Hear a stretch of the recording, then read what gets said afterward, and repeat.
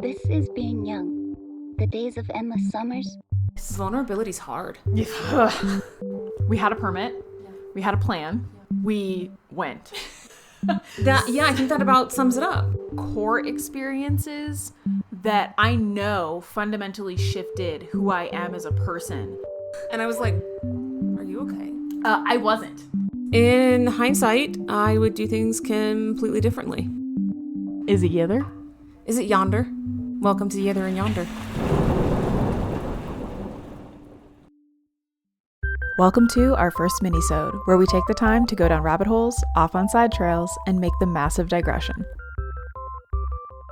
So we are here to talk about, what is Yither and Yonder? Because, while Yonder is a word, it's definitely in the Southern vernacular. Yither is a word that we made up. I don't remember if we kept this in or not, but I definitely spent a chunk of an early episode talking about how, while a word may not be English, it still is a word. Yes. Yeah. Just for funsies. Yeah. The Merriam-Webster dictionary Oh, Lord. defines yonder at or in that indicated more or less distant place, usually within sight, is what yonder means. Yeah. As an adverb, as an adjective, farther removed or more distant, being at a distance within view or at a place or in a direction known or indicated, or as a pronoun, something that is or is in an indicated more or less distant place. So I suppose, by that logic, Yither. So to me, Yither is the opposite of Yonder, but contextually the same, right? So it's the left to the right. It's the down to the up. It's the yeah. So it's the same definition, but in the opposite direction. Yes. So Yither is, I guess, an adverb, an adjective, and a pronoun. Yes. Also. Yes. A synonym, perhaps, of yonder. Correct. But one we made up. So, in prepping for this recording of this minisode, we decided to maybe take a moment and think about what do we want to include, right? What are the hot topics, just to make sure we hit them all, and discover that we both have different memories of how we came up with Yither. Yes. And that we both came up with it. Would you like to share your perspective on this? Yes. Yeah. So I remember hiking somewhere east of 395 on one of our yearly Eastern Sierra sabbaticals. And we were tootling along, and there was this moment where we were like, oh, which way do we go? And you were like, is it over there? And I'm like, it's either Yonder or it's Yither. And you were like, Yither? I probably was like, is that a Southernism I haven't learned yet? Like polecat and buggy? Pretty much. And I was like, no, I just kind of made it up. Because what's opposite of Yonder? Nothing. I don't doubt that you made it up. I remember us being in a car. Okay. And I also on the east side of 395, which if you have not been to the eastern side of the Sierra, it is in the Long Valley Caldera. It is high desert, lots of sagebrush. So on the west of 395 are the mountains. And on the east, between the Sierra and the White Mountains, there is a huge valley. So I remember, and I think we both distinctly remember, being someplace where we were not in the mountains. We were kind of on the other side. So I remember us being on a road in the high desert surrounded by sage, and we got to a fork in the road where we could not keep going the direction we were going. We either needed to turn left or right, or we needed to keep going straight or turn right, something. And I remember looking in both directions and saying, should we go Yither or Yonder? And that's what I remember using it the first time. I don't know if I said it the first time, but I remember we like were cracking up about it. And we have a fun fact about us is that we used to have, I don't know, maybe we're just both Luddites. We used to actually have a small little notebook that we would keep for our road trips where we would write things down when we didn't have service that we wanted to Google, because sometimes you just really need to understand like why trees look that way, or why does it have the blue that it has, or what distinctively makes something a caldera versus something else. And these nuanced questions, when you don't have service, you forget to look it up later. So we got this notebook, and the notebook eventually also held ideas of projects and things that we wanted to do. And I feel like this is one of those scenarios where we like said something and it became like an ism for us.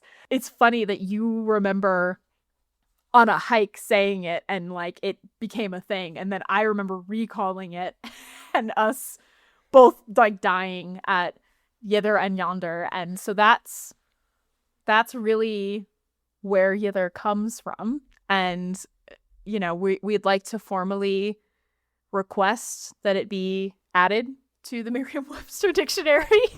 Yes. Can we make Yither the word of 2026? Yes. But also credited to us. We want the credit. It's important. If you haven't listened to the episodes, we're high achievers, and so we need that validation.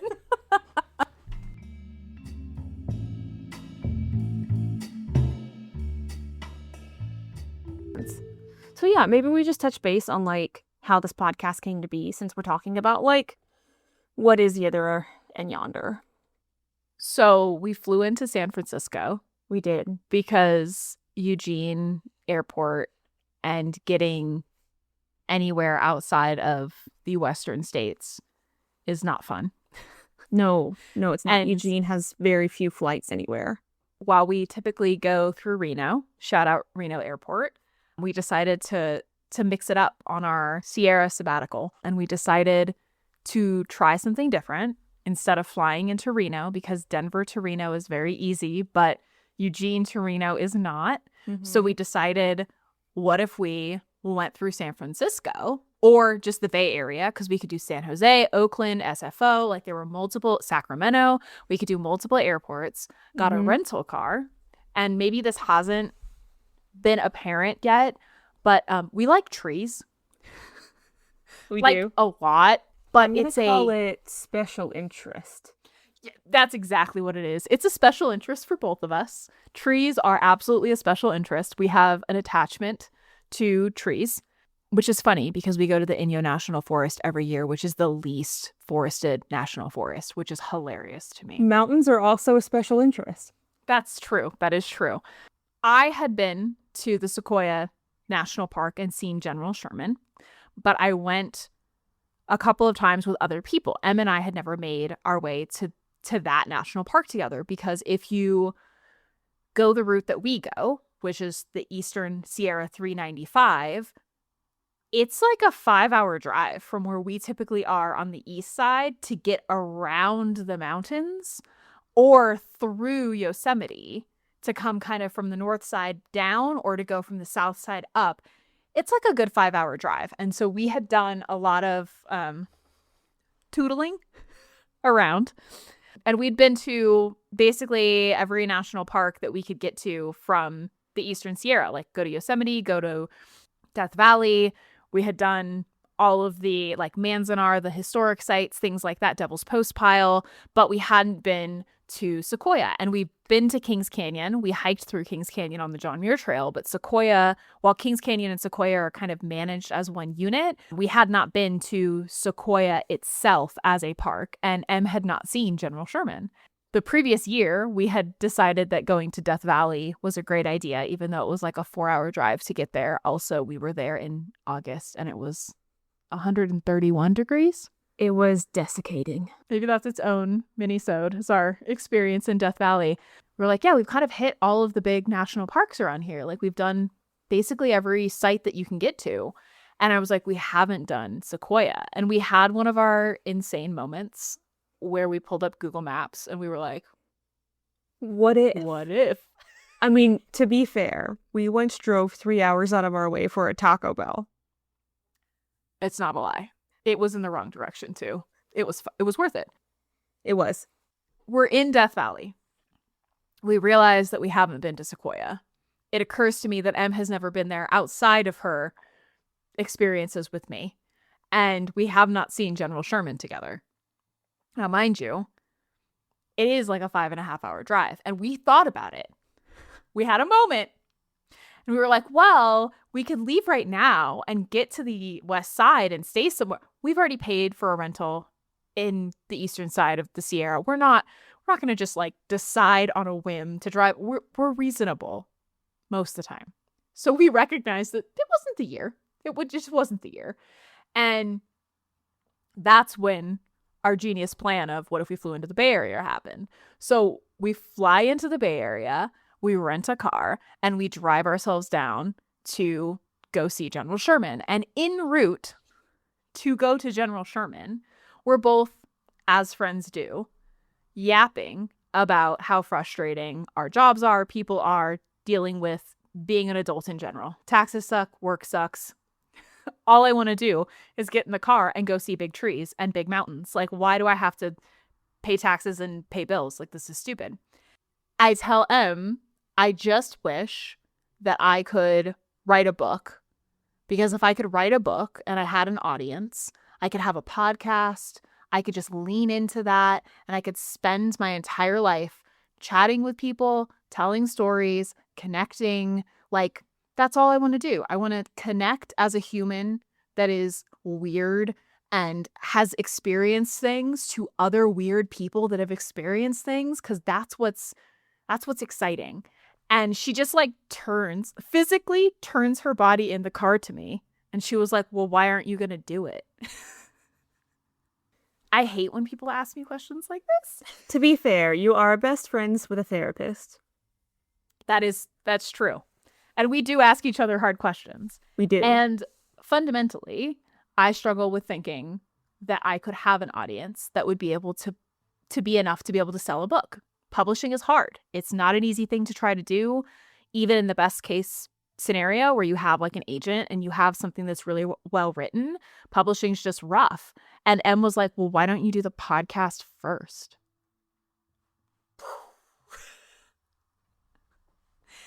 And that devolved into a very long conversation about what would I even podcast about, which, of course, it was like, well, why don't we podcast together about the trail? Indeed. We had been down to General Sherman, and I had totally geeked out about these trees, read every sign, touched some bark, gazed upward at their beautiful canopies, like, done the whole thing, right? We get back in the car. And Nikki goes, would you want to do the podcast with me? And I was like, would I? Me? Do I have anything to say? Would anyone want to listen to me yammer about anything? Like, my experience on the John Muir Trail, the JMT, was so insular, but not because I was with another person, but it was such an internal reckoning for me that I was like, could I get on a microphone and talk to people about what happened? But I was like, I did tell Nikki all the reasons why she should do it, so those are those are probably applicable to me too. And you know, I would have reiterated them to you.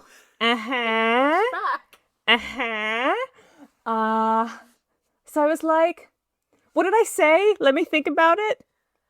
Well, we started talking too, because that's another major roadblock for me, is being vulnerable. Like, as a very emotional, fat kid with big feelings, right? Yeah. I've always had big feelings, and big feelings are often not met with a lot of compassion or understanding from other people. And yet, I'm not alone in being a person that has big feelings. No. And in a lot of ways, I think I'm a more obvious or straightforward person with big feelings, because my big feelings like come out immediately. They don't percolate there's a lot of people that kind of swallow those feelings and are better at compartmentalizing them than I am. And so I know I'm not alone in that. And I think more than ever, people experience anxiety and frustration and loneliness and a lack of empathy because of the world that we live in right now. Yeah. And I've had more than one person tell me, like, you should be writing because other people, it could help other people. Other people would recognize that they're not alone in feeling that way. And you push that right back at me too. Like, being vulnerable is hard, and yet being vulnerable is being strong. Like, putting those things out there is important, and it's a way to connect to other people that you don't have to be alone in it. And we kind of talk through what it would look like to be vulnerable and what story did we have that would ground an experience we had together that we could both independently be vulnerable around, but also share the experience. And we have a million, right? But which one is its own podcast season? The 180 miles that we walked together? Mm-hmm. Yeah. Yeah, the 180 miles we walked together. And I did say yes before we left Sequoia, because I am kind of a yes person when it comes to things. And then spent really the rest of the time building up to, like, when we sat down to record the podcast, talking myself into telling my truth, because it's really, I also have really big feelings, but sometimes my big feelings don't present outwardly the way that they feel inwardly, and that has been a struggle my entire life.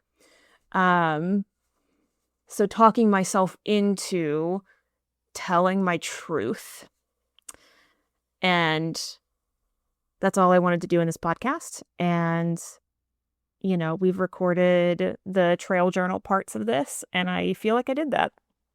So much of our friendship does start from a place of being vulnerable, because I think we saw in each other parts of ourselves where it was safe to be able to share those things. This podcast was intended to be a space where we could be vulnerable with each other in a way that made it accessible for other people. The conversations we have behind a windshield together don't help anyone but ourselves. Whereas I'm sure there's a lot of other people that are out there that are neurospicy with big feelings and a lot of anxiety that want to do crazy things like walk 180 miles or 221 or whatever it, or 3,000 miles on these long trails. And I think the conversation around how could we create something that both fills the need that we have of finding that connection. Not only is it a way that we can just see each other and talk a lot more often and justify it. Sorry, we have to go on trips to work on the podcast. Bye, partners.